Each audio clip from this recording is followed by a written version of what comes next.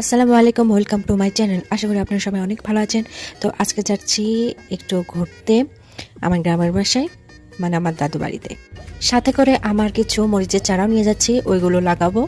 তো রাস্তার আরেক পাশে দেখলাম যে ট্রেন যাচ্ছে, ভিউটা অনেক সুন্দর লাগছিল, তাই ভাবলাম একটু রেকর্ড করি। আপনারা কার কার ট্রেন ভ্রমণ করেছেন কমেন্ট করতে ভুলবেন না। তো রাস্তার পাশে দেখলাম একটি নার্সারি, তো নার্সারিতে গিয়ে দেখলাম বিভিন্ন ধরনের গাছ আছে, আর আমাদের সুপারি গাছ দরকার ছিল, তাই 10টা সুপারি গাছ নিয়ে ফেললাম।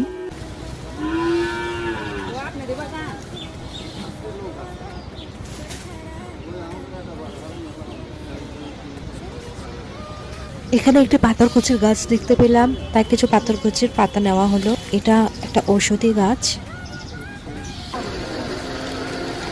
আমরা গ্রামের বাড়িতে এখন এসে গেছি, এখন শাকসবজি তোলা হচ্ছে।